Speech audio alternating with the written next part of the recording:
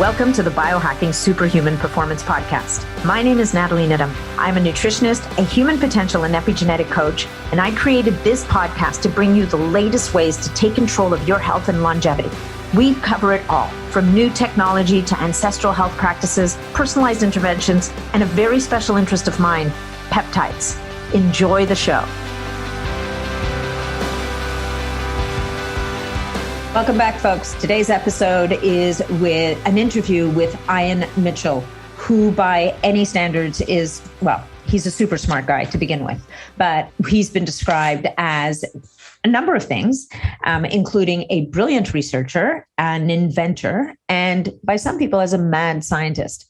I don't really buy into the whole mad thing. I mean, personally, I think he's just one of the most, well, he's one of the smartest and one of the most curious people I've ever come across. And I think that when you put really smart together with really curious, you get really, really good things starts to happen. And we see this with Ian for sure.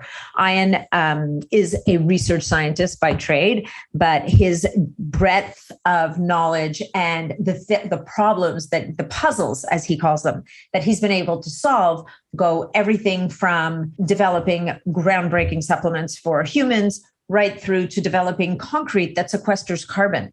And, you know, he says, oh, but nobody's ever going to use that. And I'm like, well, why? I mean, I think we need to be running around with that to all governments and saying, here's part of the solution, right? But anyway, that'll be another podcast. In today's podcast, we talk about carbon 60. We talk about Neural RX because carbon 60 is the backbone, if you will, of this amazing brain supplement, which is about optimizing the brain, improving BDNF.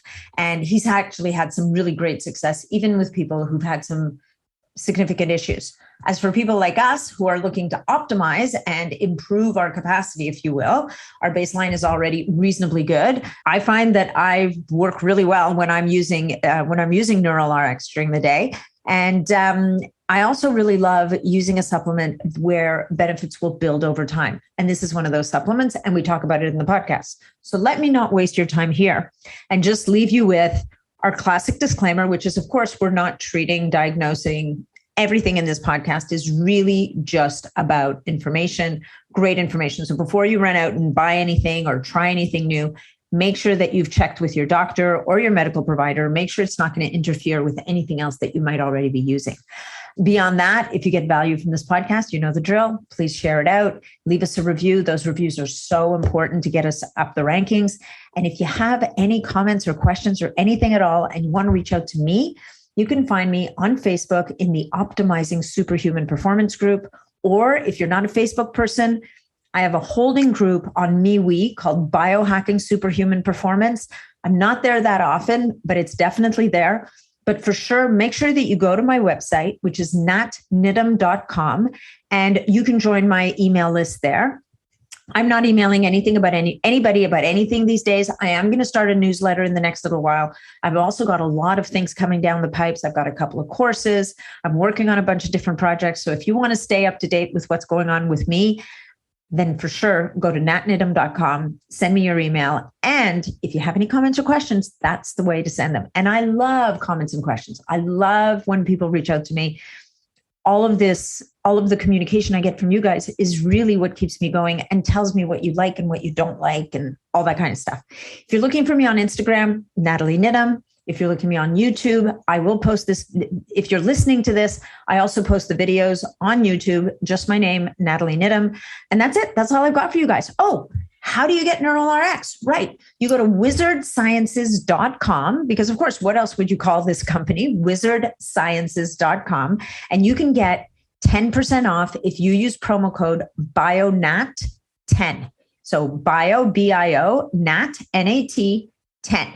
All right. So thank you so much for being here. I really appreciate you guys. And let me know what you think of the episode when you're done with it. Hey, folks, before we launch into the episode, just one thing. We have a sponsor.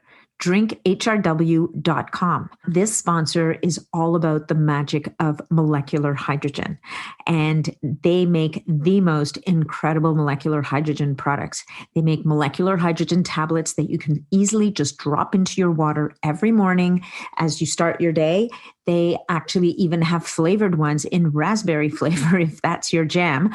I like mine plain with a squeeze of lemon, but I also love the raspberry. They even have tablets that you can drop into your bathtub to get a whole body treatment of molecular hydrogen, and tablets you can drop into a bowl of water and apply to your face. And so you might be sitting there wondering, so big deal, why would I drink hydrogen? I mean, hydrogen is the smallest molecule on the periodic table.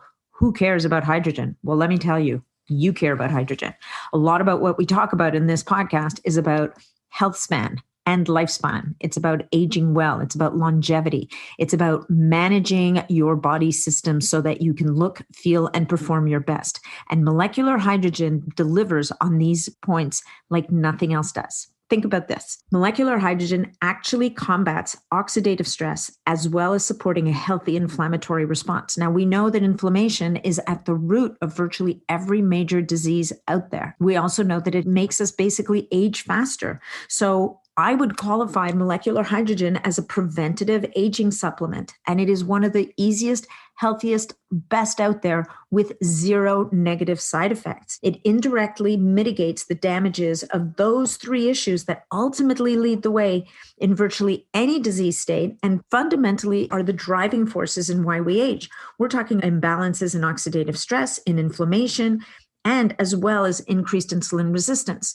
So you don't really have to take my word for it, guys. You can go to the drinkhrw.com website, and I'm going to tell you that it is one of the most incredible repositories of research and articles all about molecular hydrogen. And you know what I love about this company is they don't just run around telling you how great molecular hydrogen is. They don't just cherry pick the best research articles. They're full on, flat out, pretty honest about this article. This clinical trial, well, it didn't show us much yet. Here are the flaws in it, or here's what we think. It's an incredible resource, but I can tell you that whatever it is that you're dealing with, there's probably a clinical trial going on somewhere looking at whether or not molecular hydrogen can be helpful. And I will tell you that in my practice, I've seen it be helpful to all kinds of people. People who are suffering from joint pain, because molecular hydrogen is able to target inflammation, because it's able to support a healthy inflammatory response in the body. And it also promotes antioxidant and oxidative balance. You guys, you don't want to just be taking antioxidants by the handful. You want something on board that's going to help to keep you in balance, to not too high, not too low, just keep you in that Goldilocks state. So, like I said, I have clients who were blown away about how effective this molecular hydrogen, taking it every day, sometimes soaking an injured joint in molecular hydrogen water, what a difference it made in their mobility and in their ability to recover from their injuries and even also, of course, from workouts. So you're going to be hearing me talk a lot more about molecular hydrogen in the future. This is just the tip of the iceberg. I encourage you to go to drinkhrw.com/superhuman, and you can use promo code longevity10, and that will get you 10% off everything that you purchase. And you can try molecular hydrogen for yourself. And by all means, reach out to me and let me know how you liked your molecular hydrogen experience. And by all means as well, please, please, please check out their website. It is one of the most incredible resources that I've seen for molecular hydrogen research. So thanks for being here today, guys. Enjoy the episode. Hey, folks, just a little bit of housekeeping before we launch into the episode. Please remember that all of the information provided in these podcasts is for information purposes only. We are never offering treatments, cures, whatever for any kind of disease or medical condition. Anything you hear about here is going to be intriguing. There's some research around it, but make sure that you check with your medical provider before you go off and do any of this stuff for yourself. All right. So enjoy the episode. And also, if you're looking to connect with me for any reason, with your comments, questions, whatever it may be, you can reach me through my website, which is natniddam.com, or you can find me on Facebook in the Optimizing Superhuman Performance group, or on MeWe in the Biohacking Superhuman Performance group. And of course, you can also follow me on Instagram, which is at Natalie Niddam. Natalie is with an H between the T and the A, the second A. So thank you so much for being here. Appreciate you guys. Enjoy the episode. Good afternoon, Ian Mitchell. It is so good to see you again. Likewise, glad to be here. Yeah, well, we recorded this once before, only we were having connection problems. So I decided we were going to have to re-record. And then you said, well, it works out just fine because I have more stuff to talk about. The never-ending stream of development and R&D. Yeah. I know. And, this is the reason why guests like Ian Mitchell, you end up bringing back, because it's not like you create something and then just sit there. You've always, I don't know how many projects you have on the go at any given minute, but I'm sure it's several. Yeah, it's actually the thing that kind of keeps me engaged is it's sort of my core passion about, it really helping, right? That's it. And whatever variety that takes on, whatever flavor it is, but I get to play with things in physics and quantum physics and chemistry, biochemistry, material science. It's great. Like the biggies right now are, I've got my WizardSciences stuff, which is kind of neural upregulation. Then I've got on the physical side, I've got biocharged, which is ozonated oils. Then I have a carbon negative concrete. That's pretty fantastic. Which is not a biohacking tool, by the way. It's biohacking I use for the it planet. to weight myself in a pool. Yeah. It's biohacking for the planet, which the planet sorely needs at the moment. Yeah, and then propulsion systems. Actually, I've got some gamma shielding and ionic drive systems because personally, I think strapping yourself to a giant bottle rocket is a very silly, old school, Werner von Braun 100-plus-year-old tech sort of approach that I really don't think is terribly well thought through. So I figured I'd put my money where my mouth is and actually invest in developing a bunch of those technologies. So that's what I've been doing. Okay, well, on that note, why don't you explain to the audience very quickly, because we're keeping this one short. Sure. But why don't we just give people like the super, super short, who is Ian Mitchell? And why is he doing things with concrete and then mixing stuff up for my brain and then making this oil that's going to clean out my bloodstream? And we're not even going to talk about the hair stuff today. So. Yeah. So I studied chemistry. I studied music. Those were my actually legitimate academic pursuits. They sound kind of disparate, but to me, they were the same thing because basically it's sort of recombinant systems of frequencies. Yeah. Right? No, and it totally so makes sense. and my approach to chemistry is a little different because, like Mendeleev's periodic table is a little wackadoo, if you ask me, because it's kind of like grouping things by color instead of grouping things by actual position and how they function. And it's close, but it gets off. The periodic table actually uses Walter Russell, was this guy around the turn of the last century who developed one, and it was spot on. And it's all about resonance and harmonics and how things interact tonally. And so, that makes sense. when you look at the two things, you're able to do a lot more with it if you fundamentally understand how it's going to interact. Not to say that, normal chemistry or biochemistry dealing with, ligand interaction, all that stuff, it happens, sure. But It's kind of, is it really the base of the causal structure, right? And I always quote Thoreau, for every 1,000 hacking at the branches of evil, there's one hacking at the root. You want to be the cat hacking at the root of things, right? Yeah. Right? Figure out what's really going on and address it. And this is one of the approaches that you take, right? Like bioregulators. Yeah. And we've had this discussion offline, is I think they're incredibly impactful because they provide your body the signal to do what your body is supposed to do, right? Yes. And it goes all the way back down to, nucleotides and starts modulating expression epigenetically at the nucleotide level. And that's a big ass deal. I mean, that makes a dent. And a lot of the compounds like that I play with, are nanoscopic sorts of stuff like carbon 60. Those elicit a big response. Ozone gets a huge response because it's the third most reactive molecular species. So when I try and play with things that are going to actually provide enough leverage to do something.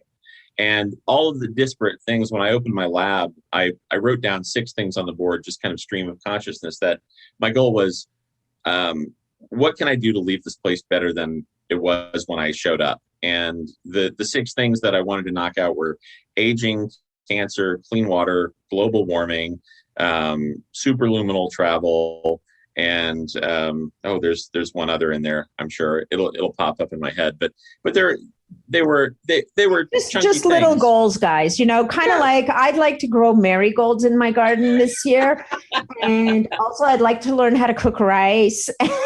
Oh yeah. I read the other was energy systems. And they all, interestingly, it was funny because it was kind of a stream of consciousness in that order. But as it turned out, when I started looking at aging and biological degradation, right, the thing that was the most impactful then led me to be able to figure out how to stop the metastatic spread of cancer, right? Which sounds like a big claim. But, for sure. I mean, it's, you have to just fundamentally look at the systems, but one led to the other, which led to the next. And so I kind of had to unlock the puzzle sequentially. And so, who knew? Stream of consciousness seems to work. So that's me. I'm just a guy who's very overly curious, trying to solve lots of puzzles. And some of them, like the carbon negative concrete, that'll make a huge dent. Not that it's going to go, become something that's totally ubiquitous and everybody and their brother uses it. But if they did, overnight, it would eliminate 13 gigatons of CO2 in the atmosphere, literally annually. Well, in one of my previous careers, I worked for an organization called Evergreen in Toronto, and they were all about livable cities. Yeah. And we hosted a conference once that was all about how technologically can we advance cities so to address these issues of climate change and whatnot. And I don't know if they talked about the concept of carbon neutral concrete, but they were talking about building highways with a concrete that would transfer energy that would power lights on the side of the road so that you wouldn't have to have light standards.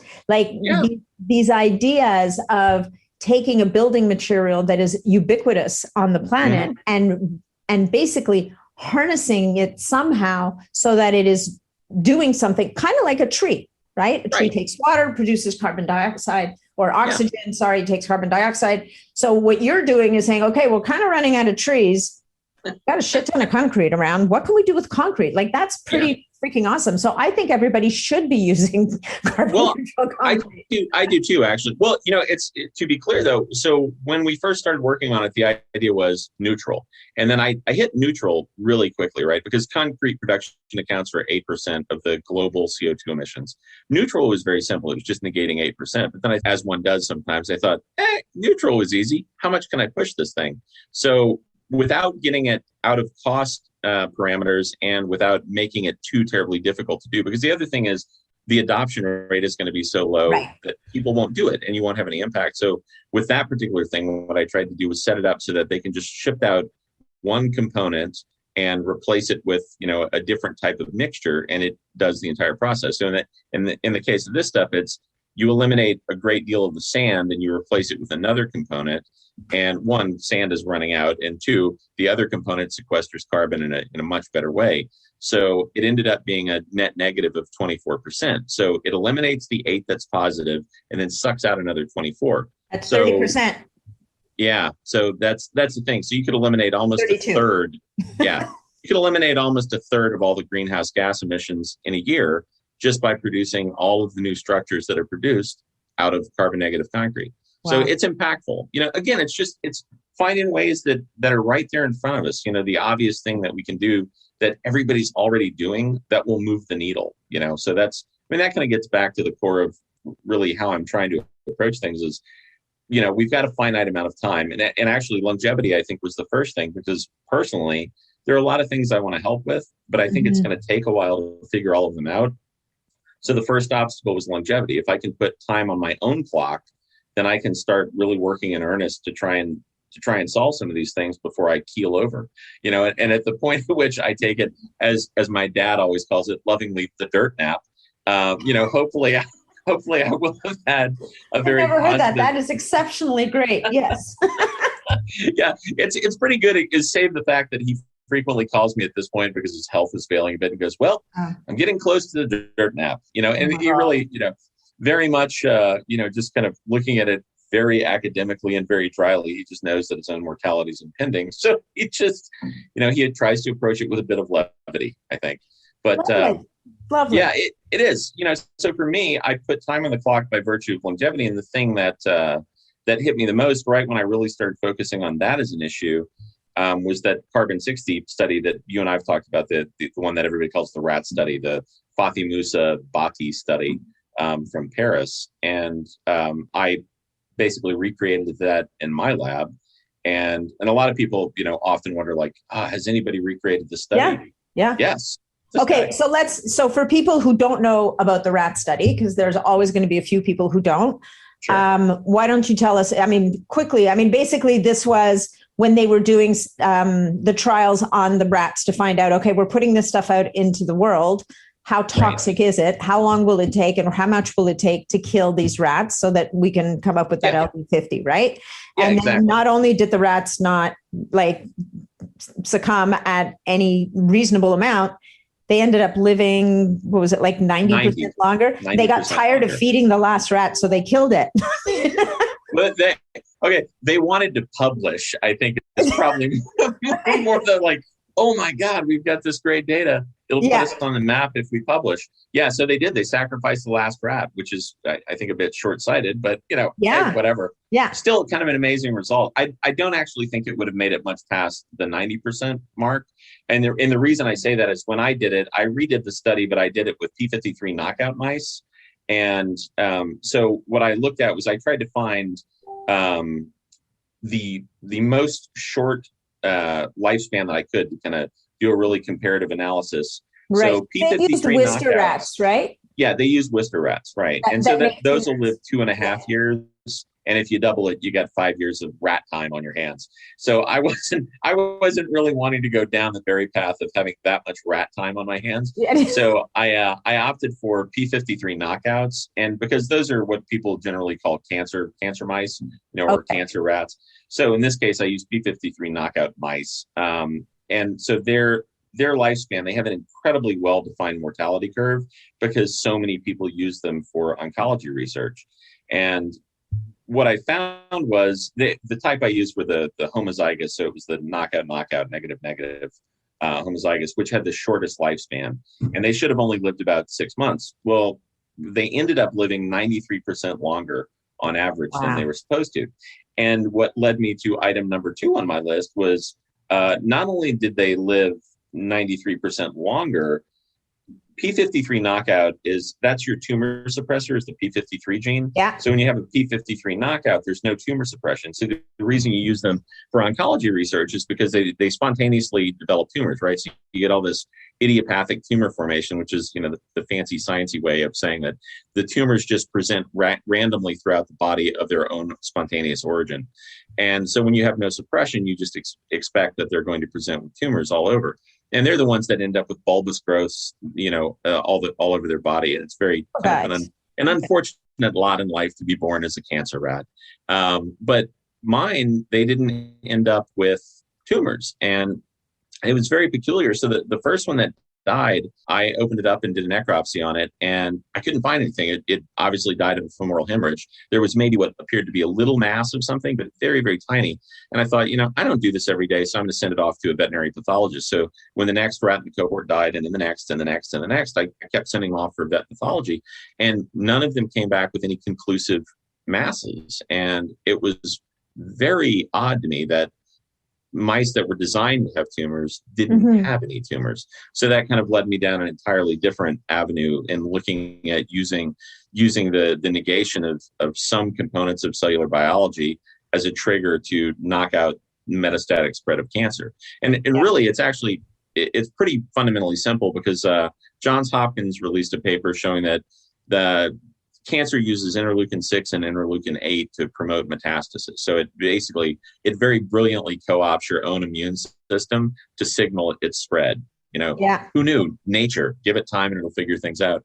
And then another university in Spain simultaneously released a big paper showing that in order for cancer to propagate, the mitochondria can't be killed. They have to just be dysregulated. There's a very narrow bandwidth, which correlates with the Warburg effect, right? Because it's a glycolytic response. So you eliminate oxidative phosphorylation. So you're knocking out the next 34 units of ATP you get, and you're just basically stuck in 2 units of glycolysis, or 2 units of ATP from glycolysis.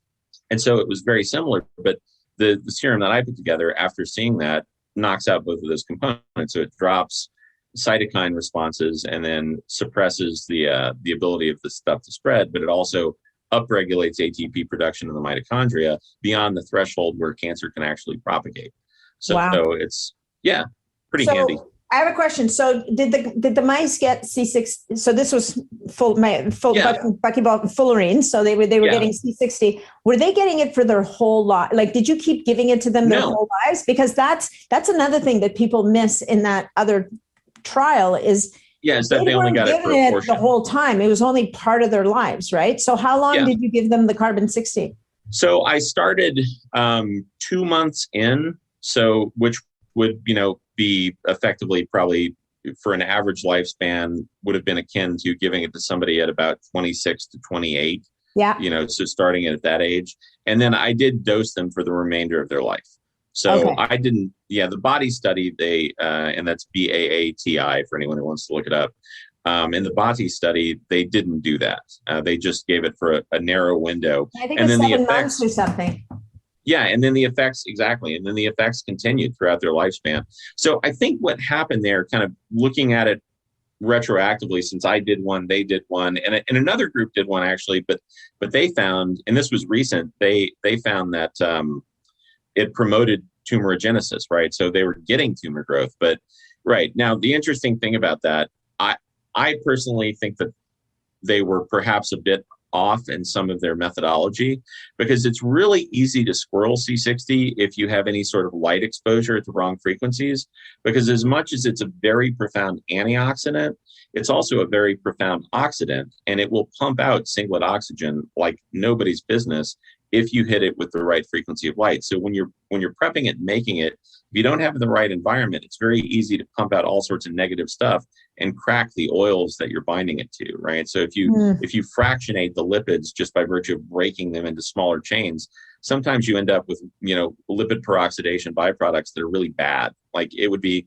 effectively like taking rancid oil, nice. and ingesting that on a consistent basis. And I don't think that's a good approach.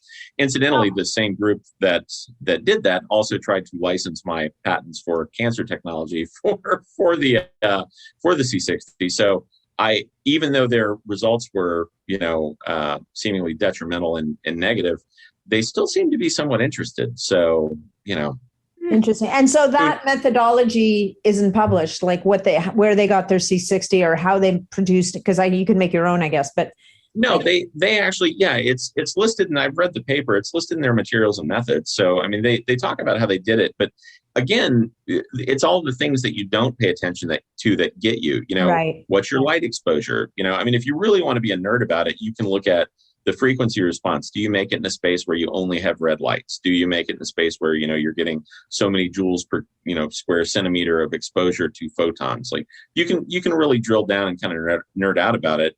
But once you know what you're doing, it's not that difficult, but the process of knowing what you're doing takes a little while. Yeah. And unfortunately, there's not a tremendous amount of available literature on it. So it really is kind of, you have to try and figure it out. I'm lucky because I have, a great lab with access to pretty much every spectroscopic and analytic tool you could want. Mm-hmm. And so I could do this stuff and test it and say, oh, well, this is out of spec. This is out of parameters. We cracked this. We didn't crack that. And a lot of it, sometimes I don't even drill down and do, HPLC. I'll just do quick stuff with UV Vis because I can do a really rapid analysis.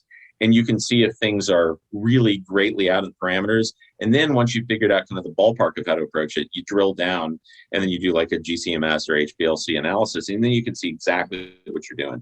But if you don't have access to really, great lab equipment, probably better off to just, buy your stuff from somebody. I was going to say, buy it from someone who does.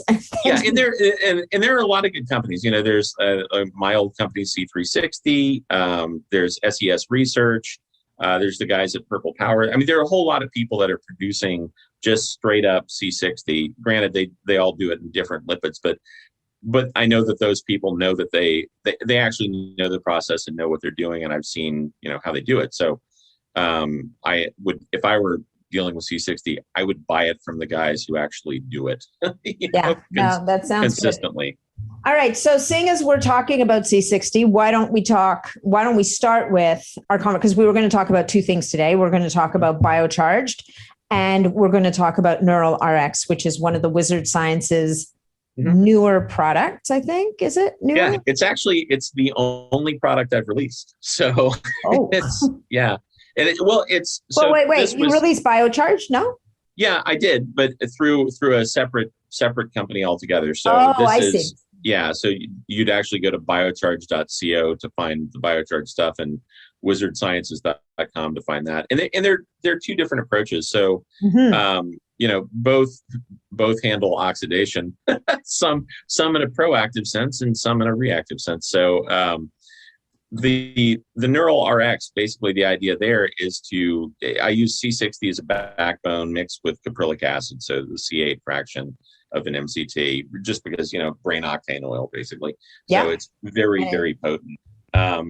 And the reason for that was I wanted something that would fractionate into ketones and carry the other components where I wanted them in the body. Because that's kind of the nifty thing with C60 is it's a great molecule, but you really have to look at what lipid are you binding it to, because your body processes different lipids different ways, right? Certain fats get utilized in different areas of your body. So in that case, I wanted something that would take effect neurally. So I bound everything to C8 because I know I can get it fractionated in the liver and then transport up to the brain and drop a lot of C60 there. But it's also got NMN, CoQ10, PQQ, resveratrol, serrapeptase, right? And all of those were for very specific reasons. What I was shooting for is I was looking for something that would upregulate mitochondrial performance, stimulate new neurogenesis, which, and it actually will outpace BDNF and NGF1 by a factor of like 2 to 3 or 2 to 3 to 1. So it's pretty handy because every day you pump out new neurons, but then your body does this synaptic pruning because neurons are incredibly energy dense. They're very consumptive of resources. So when your body senses something and says, oh God, I'm going to have to send so many resources to it, unless you actually need it, it prunes it and gets rid of it because it's less efficient. And it's always recalibrating every day to try and be more and more efficient. So actually, on the case of this, as a quick aside, when people start taking Neural RX, what I always tell them is, in the second or third week, start learning something. Do juggling, or do dual in-back training, or learn a new language, learn a new instrument, do slack lines, do something that really pushes yourself cognitively, because when you're under cognitive load, those neurons will actually cement themselves into place and you'll end up with more neuronal density as opposed to your body just pruning them off for efficiency. So the other components, NMN and resveratrol in a 2-to-1 ratio always upregulates mitochondria. So you end up with higher ATP production on the back end. So you're upping the production side, and then C60 drops oxidative stress load. So you end up with actually more things moving through the chain. So it in and of itself upregulates ATP, but by virtue of negating loss. So what I wanted to do here was add one thing that pumps up the up cycle, add another thing that negates the down cycle. So you end up with a much greater ATP output in your mitochondria there. So you're addressing the uptake in ROS basically from the reactive oxygen species. So the downside of producing more ATP is you're going to produce more reactive oxygen species. And so you're basically saying, okay, well, I don't want to leave you with all that on hand. Right. So you mix it.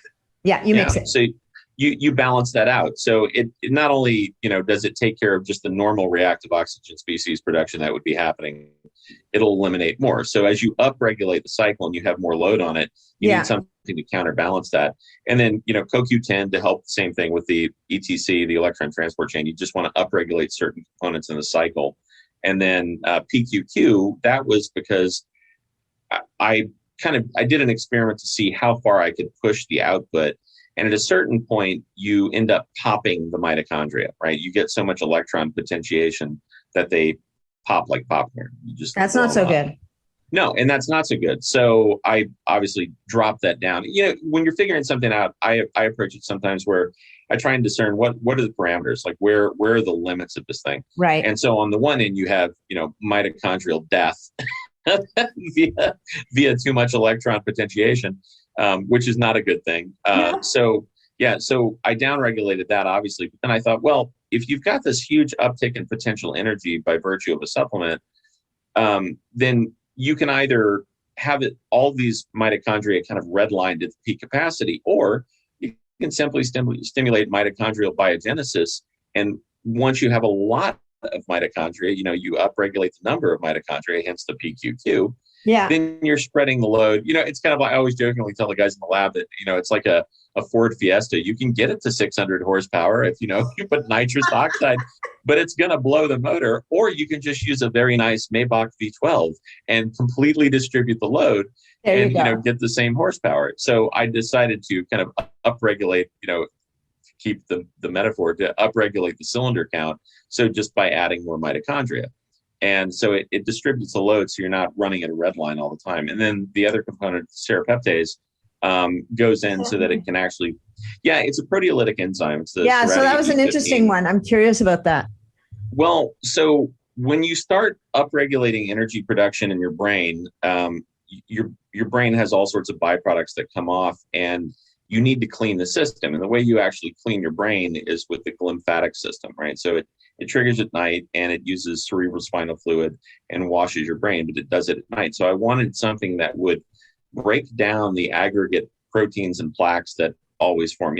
We're constantly exposed to toxins and stresses, sure. And your brain reacts just like your fat around your midsection generally is, because people ingest too many things that change their pH balance. And so the body sequesters those things in fat, basically. And in your brain, it sequesters it in plaques and amyloid beta plaques and tau proteins, right? So when you're under load from some sort of stressor, environmental stressor. So knowing that those things are built up and starting to form aggregates and will start to impinge neural processes, I needed something that would bypass the blood-brain barrier and get in and start breaking down the actual plaque buildup and making it small enough components that it could get taken out in the glymphatic system when the glymphatic system is stimulated, because you now have all this new energy production going on. Right. And so it goes in, breaks the components down, and then during the night when you're sleeping, your glymphatic system is stimulated because you have more energy. There's less of an impediment there, and you start to flow out all of the toxin buildup. And so you're just fundamentally making things flow better. And then the last component was for areas where you have some sort of impediment because you have those aggregate plaques. The idea was to change how the neurons actually formed and to change the morphology. So normally, you've got your neuronal body at the center, and then you have a long span of the axon going out to the dendrite at the end. Yeah. Well, the morphology, the new neurons from this are different. And so their axonal span is 2 to 3 times longer than a normal neuron. So it's and this is a good thing. A little different. Yeah, it is, because I kind of think of it as a patch cord, because if you're trying to, right, you're trying to transmit a signal along electrochemically, right? So you've got either electrical or electrochemical transmission through the neurons. And the idea is kind of, I joke that it's kind of like those old patch cord operators, like Pennsylvania 352, where they just, they stab it in at one point. In the Marvelous Mrs. Maisel, that job that she has in the basement of the store. Yeah. That's exactly it. Right. So that's kind of what it's doing. And so if you're trying to get a signal around and you can't get through, well, then, if you have these extra long neurons that have a long dendritic span or long axonal span, then you can get the signal through. And so that was kind of one of the little sort of special sauce things that I thought would be kind of interesting to do. So it makes extra long neurons anywhere, or just when it's in an area that needs repair? I don't know yet. Okay. And that's one of the things that I'm kind of trying to figure out is, it's sort of hot off the presses, and I take it myself quite frequently, and I like it, and I'm constantly trying to learn new things because of that. One of which, the last one was kind of funny. It was wrapping, which is sort of wrapping, not exactly, as in not Christmas wrapping, wrapping as in like that. Wrapping as in, if hop on my Instagram page. It's at IanMitchell1. My daughter recorded this because she put it, she said, begrudgingly, I have to respect the drip, which is, I think, the new way of saying it was very good. And I'm really upset that it was very good. Oh my God. You were supposed to be getting embarrassed here, Dad, not showing me up. Yeah. Well, the thing was, I realized that it was just something new, right? And so if you have to put your brain under cognitive load, you have to do new things. And so I thought, well, verbal acuity at a really hastened pace would trigger that, because I've never done that. And it was surprisingly difficult. But at the end of the day, it was a new thing to learn. So, well, it's interesting you mentioned that, because I know there's a peptide called dihexa, which is supposed to do a lot of this. Well, I don't know about a lot of the similar things, but it's supposed to help with neurogenesis and create new neural pathways. But definitely when people talk about using dihexa, it comes with a caveat of you need to learn something new. Yeah. The exact same thing, like either learn how to ballroom dance or learn a new language or learn a musical instrument, like something, which is interesting, because you could argue, regardless, as we age, we better keep learning new stuff, because if we want to keep this brain lubed and moving and functioning properly, right? Yeah, neuroplastic as opposed to crystalline. Yeah, exactly. Exactly. Yeah. I've got this great diamond in my head. It doesn't work very well, but it looks good. But that's such an interesting concept that anyway, we should be learning this stuff. But that these compounds now, like the Neural RX, can actually help to, I'm guessing it's going to help to speed up the learning and cement the learning in a good way. But I have a question. Seems to be the case. But I have a question for you. So if you're learning a new language versus learning a new physical skill, so then it's the language center that's going to get the benefit, the biggest bang for the buck, versus your motor skills, for example. So maybe you want to do two things. Maybe you want to learn to speak a new language or play an instrument while you're learning a new physical skill. Well, interestingly, your question, and I'll be completely brutally honest about it, I don't know the answer. However, I would say that the body being as brilliantly adaptive as it is, where it senses a load, it's going to utilize resources, right? Yeah. So it's always trying to reach some sort of beneficial homeostasis. And so my hunch is, and I could be wrong, and if I am, I'll let you know. But my hunch is that when you put yourself under a physical cognitive, or kind of a physical load that has a cognitive benefit, like trying to juggle or something like that, you're naturally going to stimulate that particular part of the cortices, and your body's going to respond by sending the stuff there where it potentially needs to have new neurons and new growth and more energy. I'm a firm believer that the body is more capable and adaptive than we can begin to scratch the surface on. That's why I like, bioregenerative peptides, is because you just give it the signal and kind of get out of the way and let it do its thing. Same thing with C60. You drop out a lot of the oxidative load, you give the body energy, and it does its job, right? There's not a whole lot of mystery to it. Yeah. So I have another question for you. So a lot of the ingredients in this Neural RX also, you could argue, might have a bit of an affinity for cardiac muscle. One could argue that. Yeah.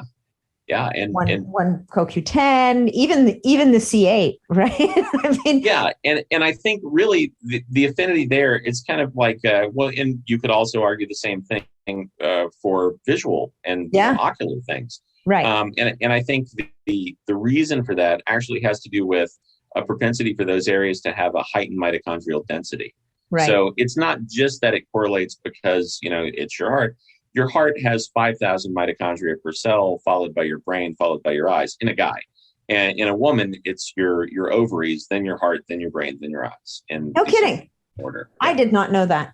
Yeah. Your ovaries are actually tremendously mitochondrially dense. I think it's 100,000 per cell, which is by far and away far more than any other component in our physiology.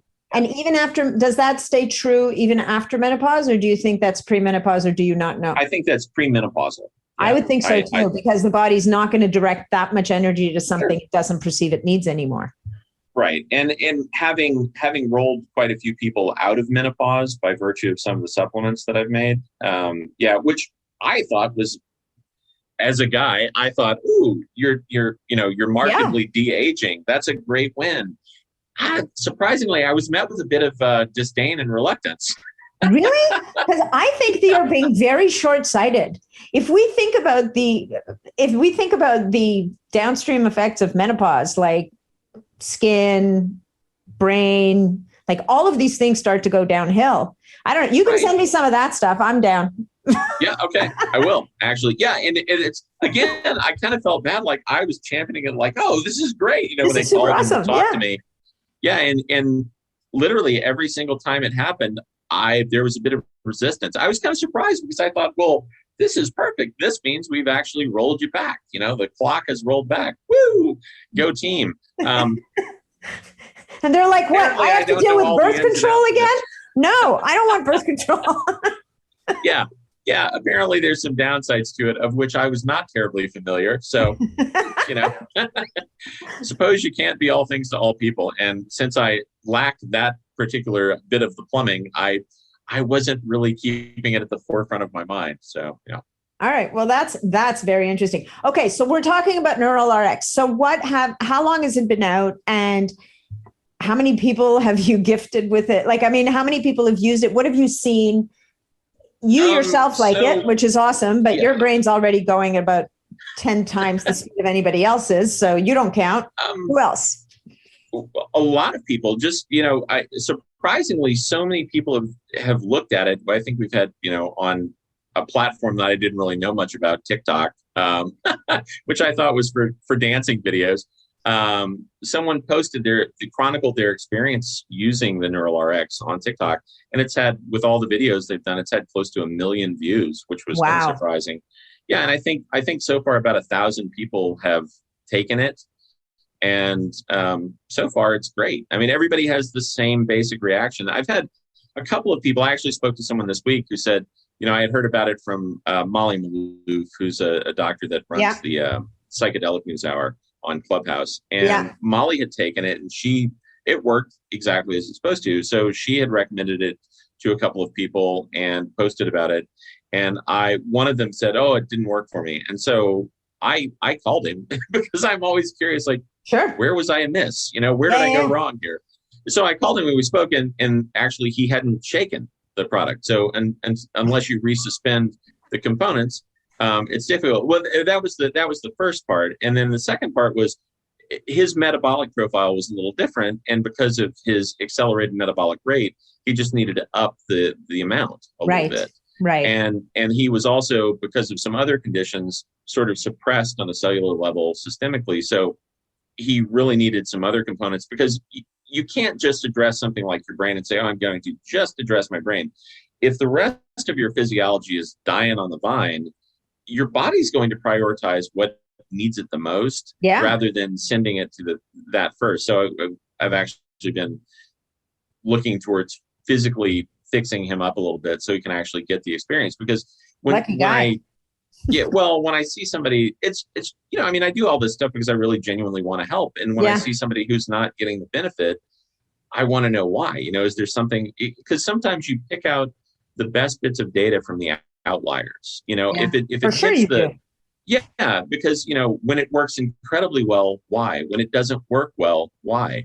And as soon as you start to dial it in and you're able to assess that and then address it, then you can actually come up with something that's going to benefit a whole host of people. And admittedly, there are always outliers, right? So you look for those statistical anomalies, and they're always going to be there. But I just kind of figure, like, when I hear something like that and I can actually find the person, I find the person because I want to know. Yeah. So, we're going to finish on this one because we're going to move on to our next topic because we don't have a huge amount of time today. But so when somebody starts taking the Neural RX, typically, so again, it's going to vary from person to person, obviously, but how long before they might experience benefits, and what might they, and now again, like going back to the idea of to get the most benefit from it, you want to be learning something new so that you're giving your brain something to work for, kind of thing, and use all its new superpowers for. But typically, if I'm just Joe Blow and I'm going to start using Neural RX, do I take it all the time, every day, indefinitely? Do I take it in waves? How long before I might feel some benefits, and what might I feel? Like someone with brain fog, for example, might it break through the fog and the frog? Yes, it will break through the brain fog. So it depends. Because it's in an MCT base, right, caprylic acid, you have a pretty hefty gastric response if you're not used to taking it. If you're used to taking it and you can, you know, do 2 teaspoons, you'll notice it immediately. Well, it's not too bad, minutes. It's still, for people who have never done any MCTs, it's a little bit of a transition. Really? Okay. So start low, guys. Build up. Yeah. And so I always tell people, start with a teaspoon. So with a teaspoon, it usually takes a couple of days. If they can do 2 teaspoons, they'll notice it instantly. If you do a tablespoon, it's like rocket fuel. And that's and it's literally just, 30 minutes maybe. Within the first couple of hours, your perspective is entirely different. But it's one of those things that you want it to cumulatively build up in your system. So over the span of the first few days, pretty much everyone notices a difference. I mean, it's, unless there's some sort of physical impediment to it, you'll feel it, and you'll feel it very quickly. Nice. So, love it. Yeah, just roll on slow so that you don't overload your system. Okay. And so, is it a 7-day-a-week product? Do you think people should use it in waves? No, I use it all the time pretty much, because I like keeping a baseline, and also environmental stressors are hitting your brain every day. So if you can do something to kind of just help your body negate that, you'll slow down the pace by which you're sort of falling off and degrading. And so that's why I'd recommend that one for everyday use. Also, there's a much lower concentration of, like C60 in it, just because you can't actually get that much to bind in caprylic acid. So the concentration's very low.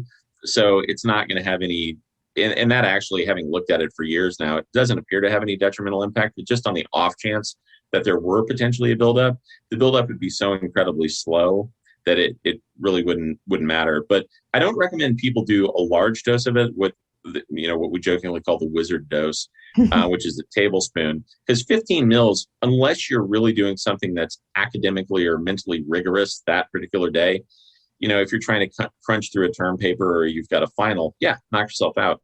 But otherwise, you don't need that much neural potentiation, because it upregulates the potentiation, just kind of like using a TDCS or something like that. And so you wouldn't want to do that on a consistent basis. Okay, well, this is amazing. And we ended up talking about this a lot longer than I thought we were going to talk about it, which I should have known. I mean, frankly, I think we talked for about almost an hour before we even started recording. Yeah. We do have a chatty Cathy potentiating effect on each other. Yes, we do. So yeah, and thank you for the tips on the peptides, by the way. That was epic. I will be using those today. Any day, anytime. Okay, so here's what we're going to do, folks.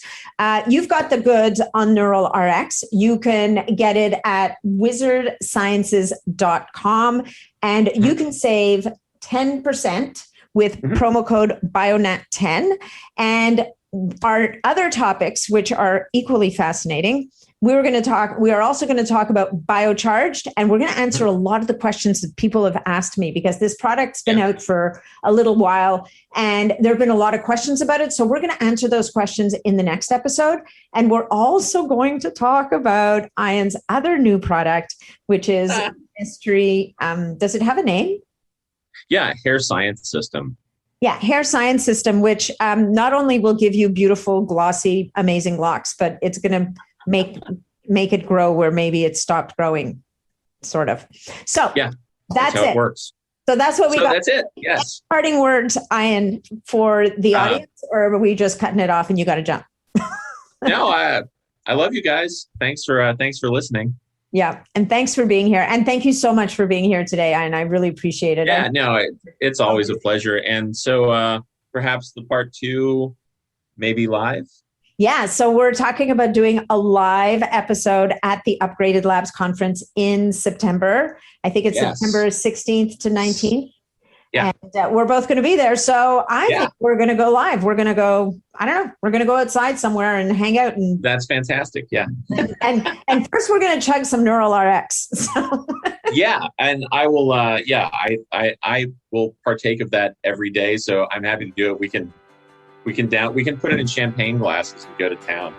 Okay, this is sounding better and better, guys. Okay, thank you so much. All right, cool beans. Thanks so much for joining me on this episode of the Biohacking Superhuman Performance Podcast.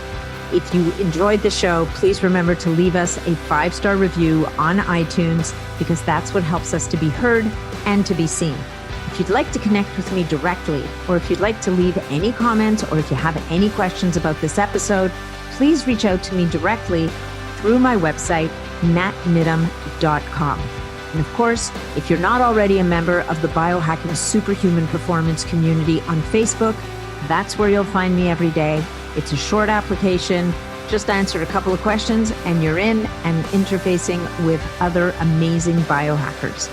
Thanks again, and we'll look forward to seeing you on the next episode.